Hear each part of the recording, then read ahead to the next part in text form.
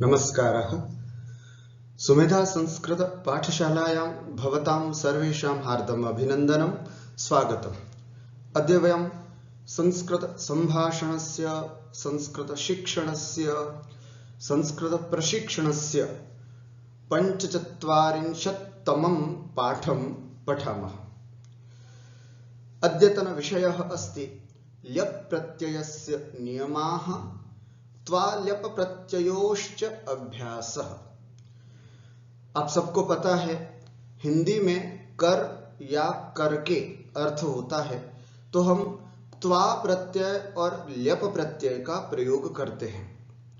लेकिन विद्यार्थियों के मन में ये प्रश्न होता है बार बार कि त्वा प्रत्यय का प्रयोग कहाँ और ल्यप प्रत्यय का प्रयोग कहाँ। इसके लिए हमारी पिछली कक्षा थी जिसमें हमने पूरा डिटेल से समझाया था।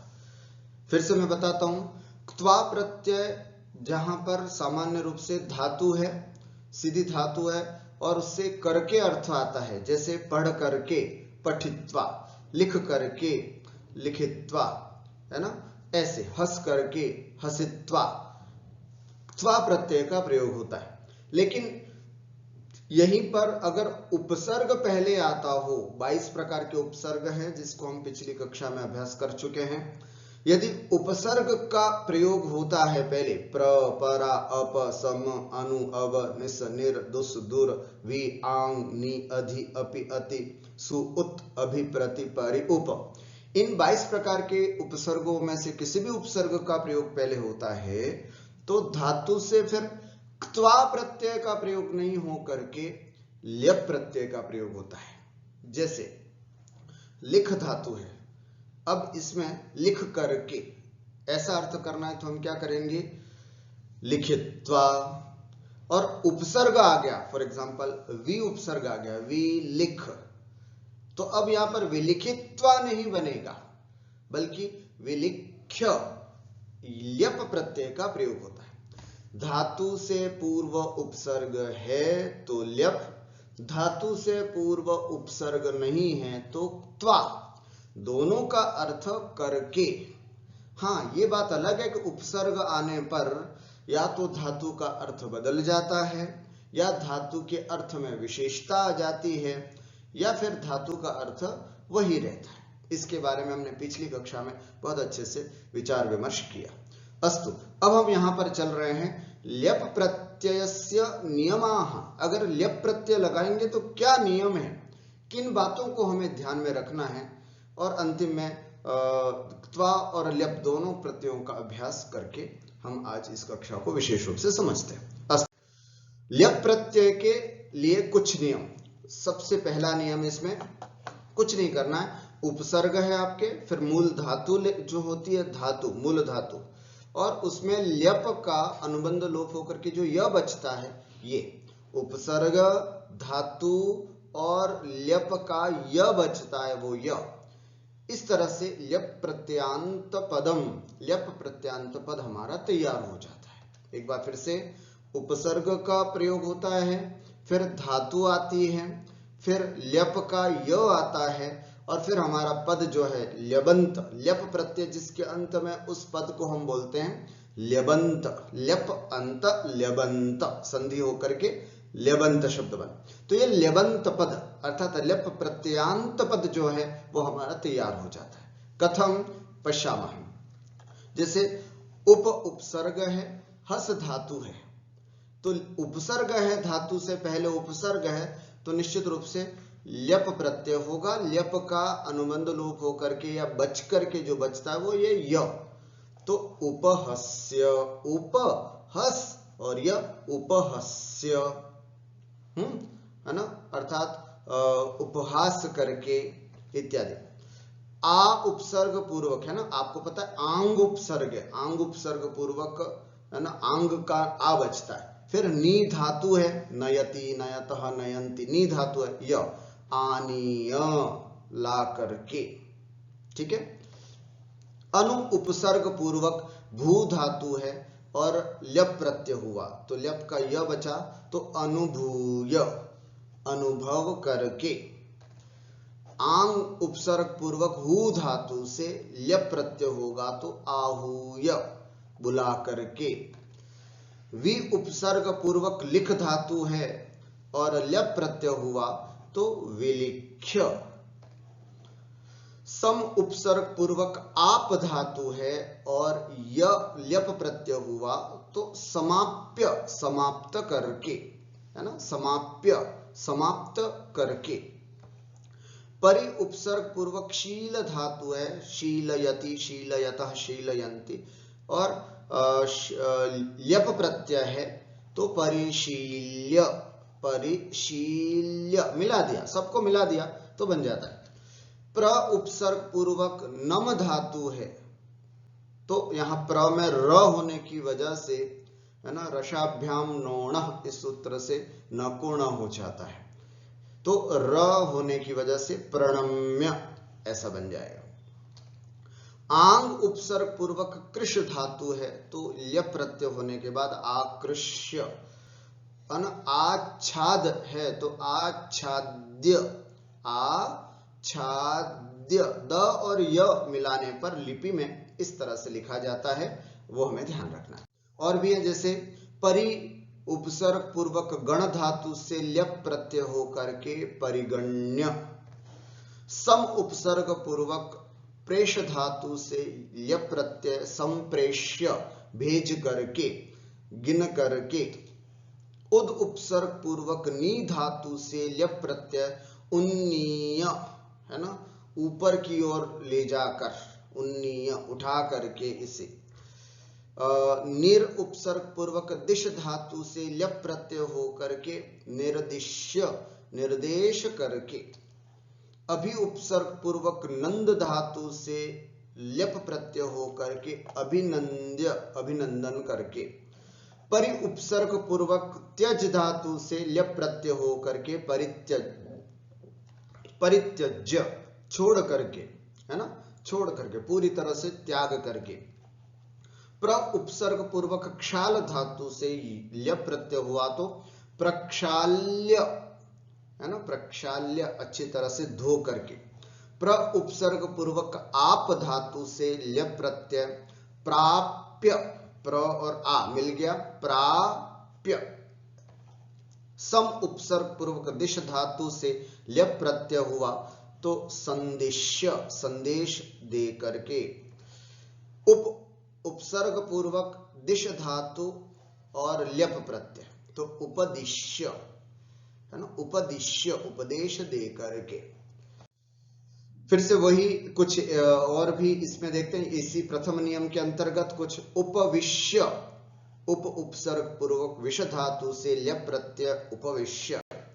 आंग उपसर्ग पूर्वक रुह धातु से ल्यप प्रत्यय आरुह्य, चढ़ करके। प्र उपसर्ग पूर्वक दा धातु से ल्यप प्रत्यय होकर के प्रदाय, प्रदान करके, दे करके, अच्छी तरह से दे करके। आंग उपसर्ग पूर्वक ग्रा धातु ल्यप प्रत्यय आग्राय, सुंग करके, है ना, आग्राय, सुंग करके। सम उपसर्ग पूर्वक जप धातु से ल्यप प्रत्यय होकर के संजप्य, अच्छी तरह से जाप करके, वैसे जपित्वा, जाप करके, किंतु सम उपसर्ग हो गया तो समजप्य, समजप्य, अच्छी तरह से जाप करके। वि उपसर्ग पूर्वक क्री धातु से ल्यप प्रत्यय विक्रीय। क्री से क्या बनता है वैसे, क्रीत्वा, खरीद करके। वि उपसर्ग हो गया तो विक्रीय, बेच करके, क्रीत्वा, खरीद करके, विक्रीय, बेच करके, है ना, अर्थ का, धातु का अर्थ बदल गया उपसर्ग आने से। हमें सिर्फ यहां पर यह समझना है कि उपसर्ग आने पर करके अर्थ में ल्यप प्रत्यय तो कैसे रूप बनते हैं, ये समझ रहे। प्र उपसर्ग पूर्वक क्रीड धातु है और ल्यप प्रत्यय तो प्रक्रीड्य, अच्छी तरह से खेल करके। वि उपसर्ग पूर्वक ज्ञा धातु है और ल्यप प्रत्यय हुआ तो विज्ञाय, अच्छी तरह जान करके। वि का मतलब विशेष रूप से, विशेषता से, है ना, इत्यादि। अधि उपसर्ग पूर्वक आप धातु है, ल्यप प्रत्यय हुआ तो अध्याप्य। और सम उपसर्ग पूर्वक रक्ष धातु से ल्यप प्रत्यय संरक्ष, अच्छी तरह से रक्षा करके।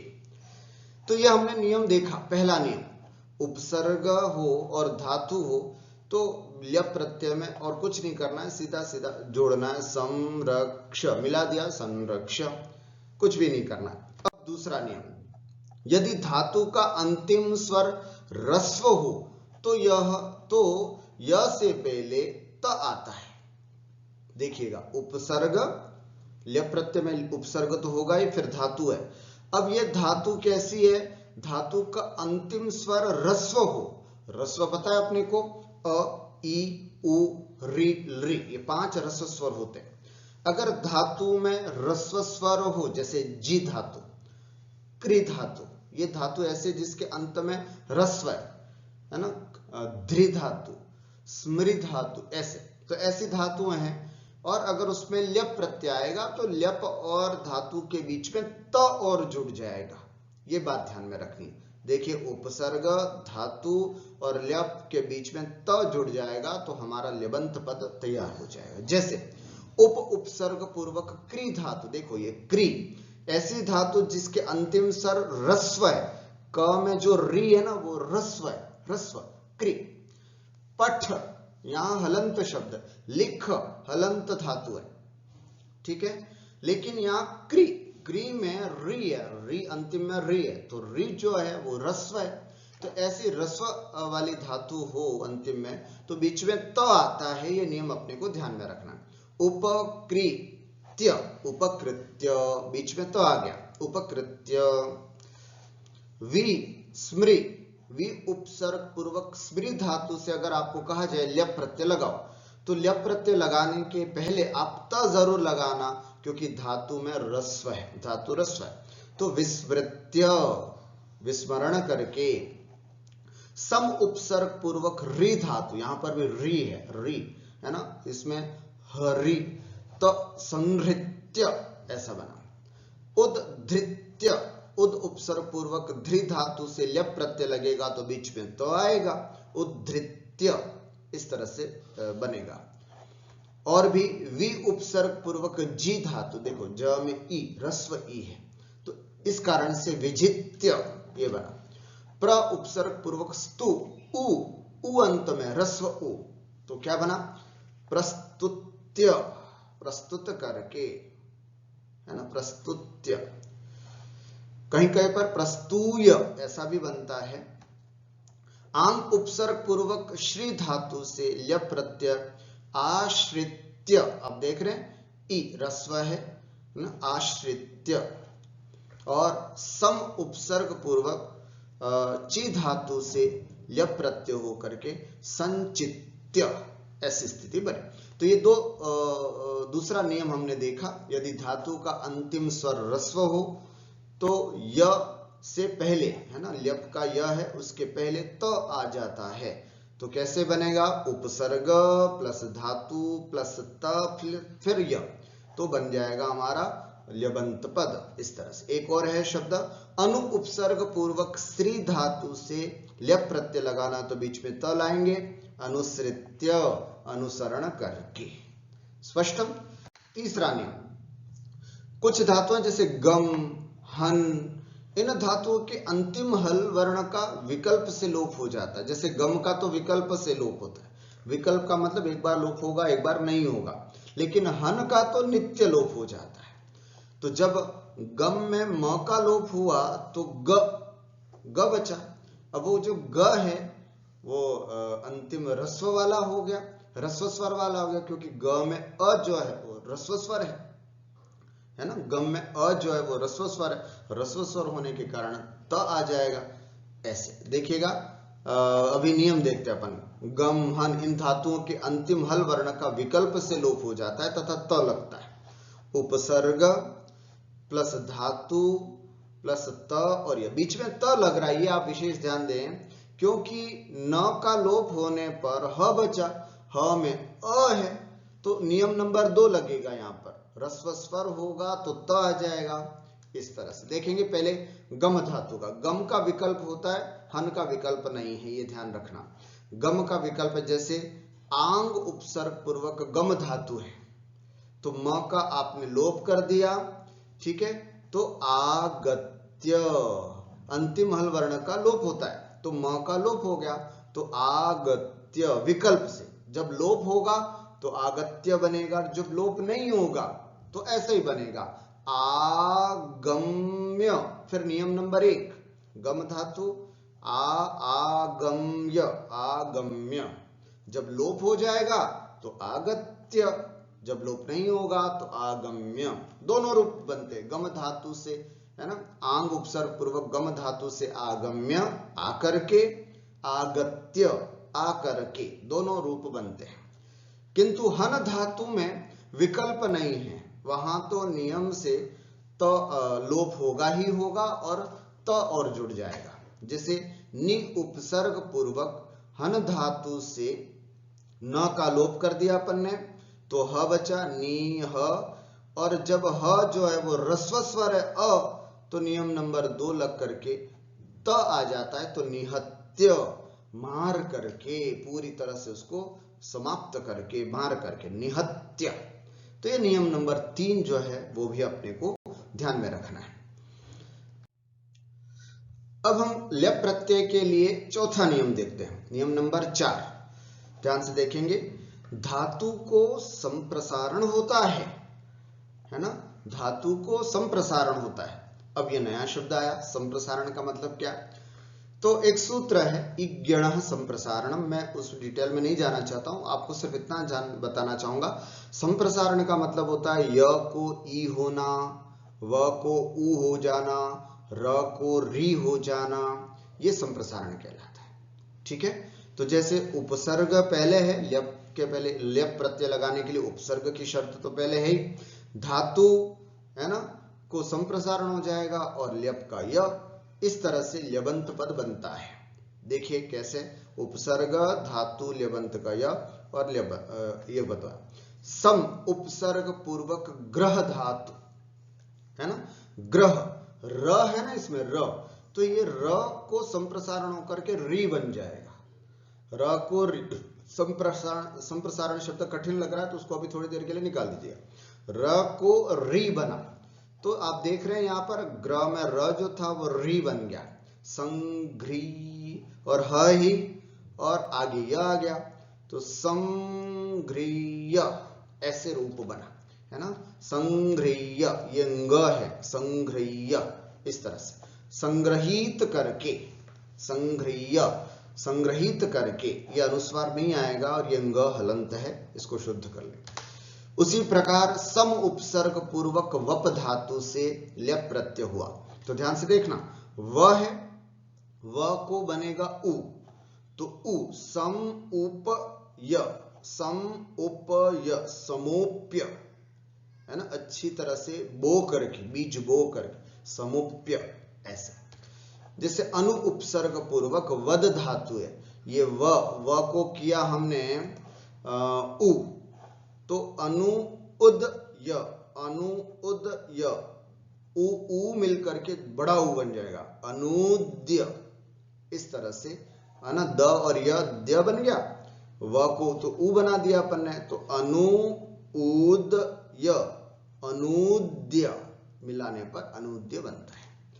प्रवच, व का उ बनता है, प्रउच य, प्रउच य, उ और अ मिलकर के गुण हो जाता है ओ, संधि हो जाती है, गुण संधि, प्रोच, है ना, अ उ ओ, जैसे सूर्य उदय, सूर्योदय बनता है, प्रउच, उ का उ गुण और उ मिलकर के ओ हो गया, प्रोच।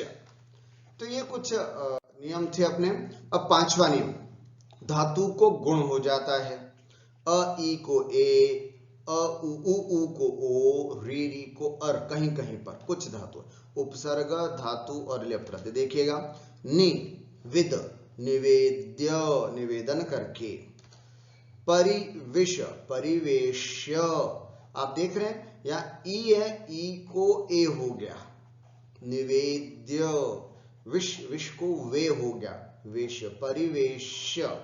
इस तरह के कुछ 4-5 नियम थे आपको जो बताने थे, और अब अपन अभ्यास करते हैं त्वा और ल्यप का। आप ध्यान से देखेंगे, आपके सामने त्वांत पद भी है और ल्यबंत पद भी यहां पर दिया गया है। देखिए आगत्वा, आगत्य, परिशीलयित्वा, देखो शीलयित्वा, शील में त्वा प्रत्यय लगा तो शीलयित्वा, हमें ल्यप लगाना है, परिशील्य, प्रनत्वा, नम धातु है, देखिए नम धातु से नत्वा बना, वो त्वा प्रत्यय में हमने सीखा। अब उपसर्ग अगर ऊपर आ रहा है तो ल्यप आएगा, फिर प्रणम्य, संग्रहीत्वा, संग्रह्य, अभी जो पढ़ा है बस उसी के उदाहरण यहां पर हैं, आप अच्छे से समझ सकते हैं। अनुभूत्वा है ना, तो अनुभूत्वा लिखेंगे तो गलत, अनुभूय, आहूत्वा गलत, मिल आ और हूत्वा मिल करके आहूय, समाप्त्वा, ये त्वा प्रत्यय है, आपको त्वा नहीं लगाना है, उपसर्ग आते ही ये चेंज हो जाएगा ल्यप में, आहूय, समाप्य, आकृष्य, उत्थाय, है ना, उत उपसर्ग पूर्वक था धातु है, उत्थाय, उपहस्य, आच्छाद्य, संस्मृत्य, निर्गत्य, है ना, निर्गम धातु, निर्गम्य या निर्गत्य दोनों रूप बनते, परिगणित, है ना, परिगण्य, उपकृत्य, संप्रेष्य, सम उपसर्ग पूर्वक प्रेष धातु, तो संप्रेष्य, उन्नीय, उद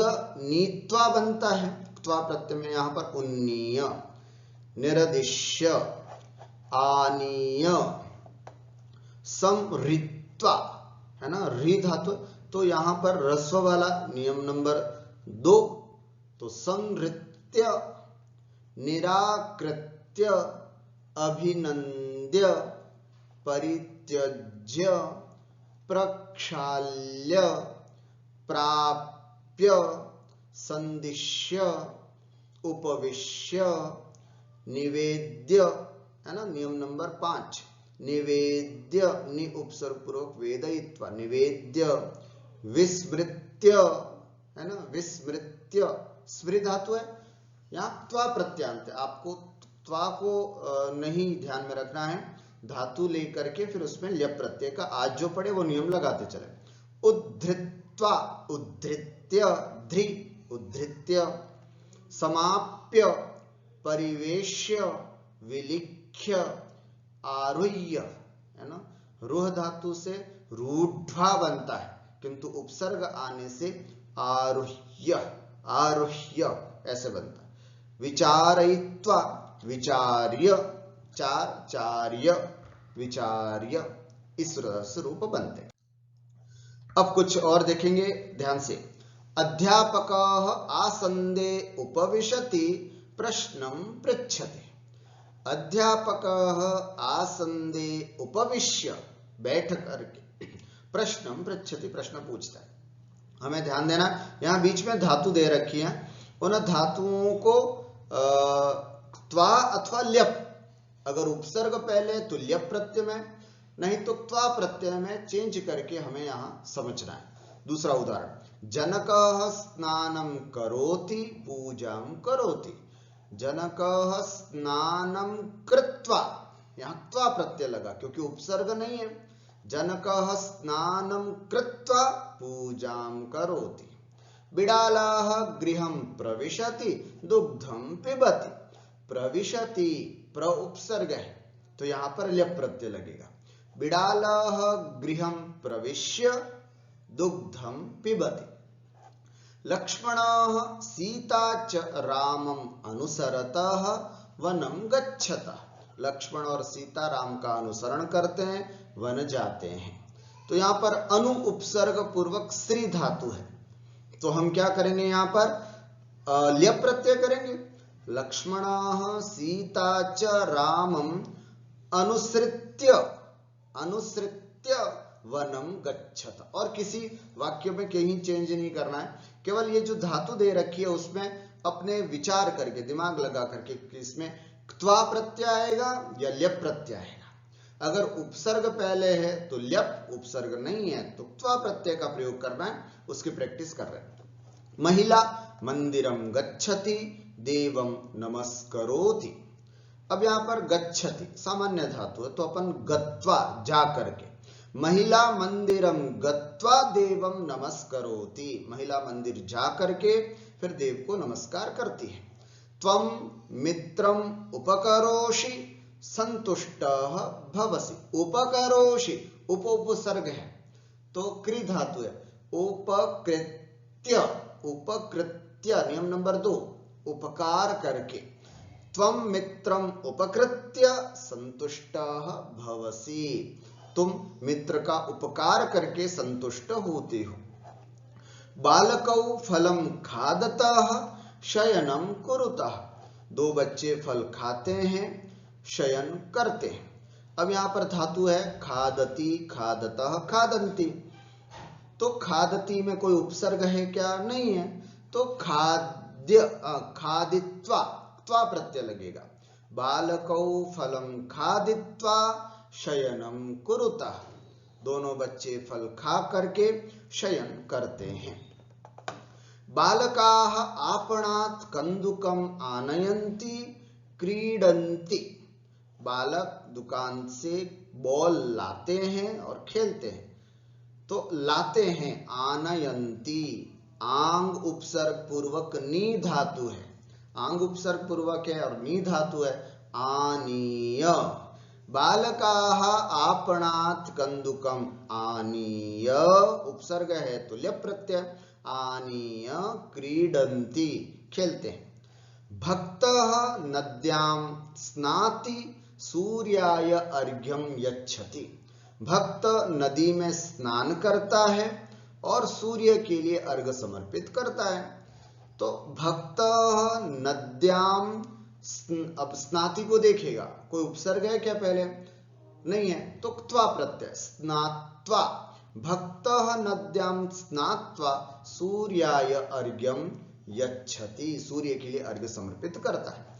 जननी पुत्रान आह्वयति भोजनम ददाति, माता पुत्रों को बुलाती है, तो आंग उपसर्ग पूर्वक है ना, उपसर्ग है, आंग उपसर्ग है, तो आहूय, आंग उपसर्ग पूर्वक हु धातु से, तो आहूय बुला करके भोजनम कराती, तो जननी पुत्रान आहूय भोजनम ददाति, माता पुत्रों को बुला करके और उनको भोजन देती है। तो यहां हमने देखा कि कहीं कहीं पर त्वा प्रत्यय, कहीं कहीं पर ल्यप प्रत्यय का प्रयोग होगा।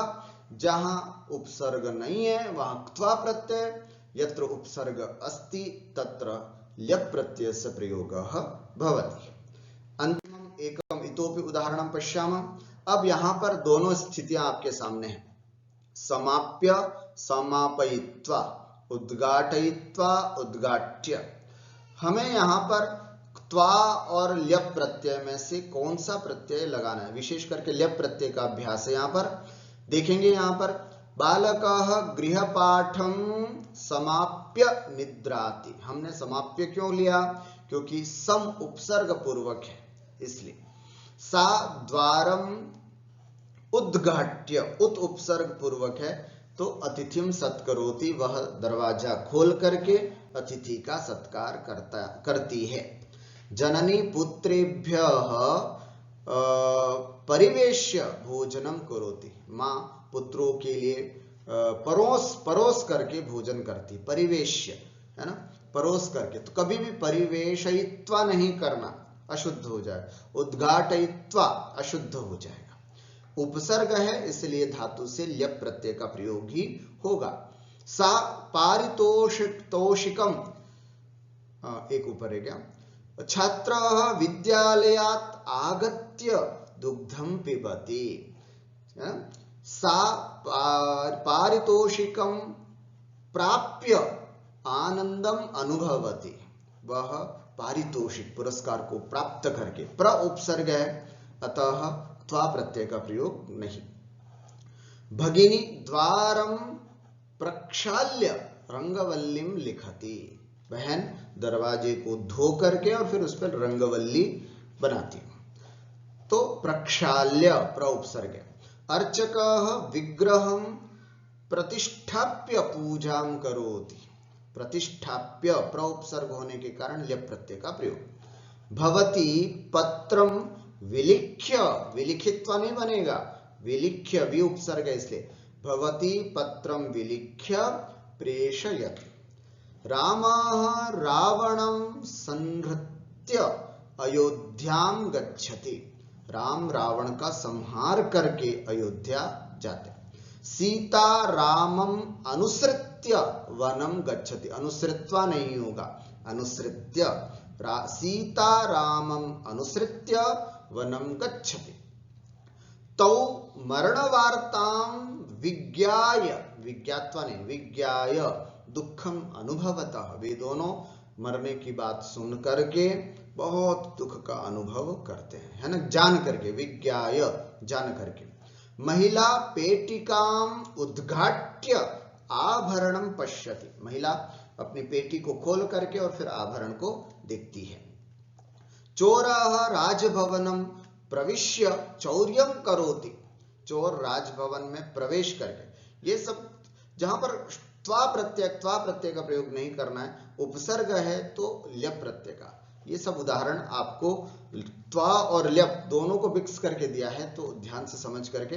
प्रविष्ट्वा ऐसा आएगा तो अशुद्ध है, कई बार शुद्ध अशुद्ध वाक्य, अशुद्ध वाक्य को शुद्ध करके बताइए, ऐसा पूछा जाता है परीक्षा में, तो वहां पर आपको त्वा प्रत्यय में उपसर्ग पूर्वक और त्वा प्रत्यय का प्रयोग दिया जाता है, तो वहां विशेष रूप से ध्यान रख करके ये किया करना है। चोरः राजभवनं प्रविश्य चौर्यं करोति, सेवकः वृक्षम् आरुह्य फलानि अवचिनोति, गुरुः शिष्यम् अध्याप्य गच्छति, गुरुजी शिष्य को पढ़ा करके और फिर जाते हैं। अस्तु, इस तरह से आज हमने ल्यप प्रत्यय का अच्छे से प्रयोग किया और त्वा और ल्यप प्रत्यय का कैसे उपयोग होता है उसको भी देखा। अस्तु, नमस्कारः, सर्वेभ्यो नमो नमः।